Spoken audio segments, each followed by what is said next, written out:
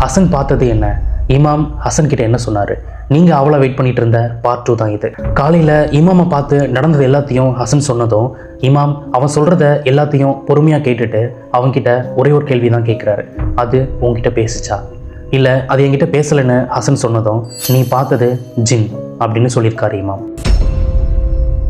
அதுக்கப்புறம் ஜின்னா என்ன அப்படின்னு மெதுவாக சொல்ல ஆரம்பிக்கிறாரு. ஜின் அப்படின்றது இஸ்லாமிய நம்பிக்கையில் புகையில்லாத நெருப்புலேருந்து உருவாக்கப்பட்டதுன்னும் அது மனுஷங்க கண்ணுக்கு அவ்வளோ ஈஸியாக தெரியாதுன்னு சொல்லியிருக்காரு. ரொம்ப பழமையான இடங்களில் இந்த ஜின் இருக்கும்.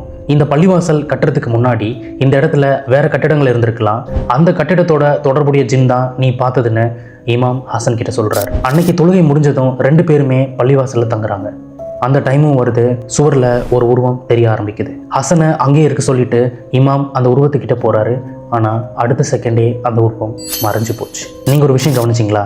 ஹசன் கிட்ட வரும்போது அங்கேயே இருந்த உருவம் இமாம் வரும்போது ஏன் மறைஞ்சு போச்சு? ஹசன் கிட்ட அதை ஏதாவது சொல்ல நினைக்குதா? இல்லை ஹசனை வார்ன் பண்ண வந்ததா? உங்களோட ஒப்பீனியனை கமெண்ட்டில் சொல்லுங்கள்.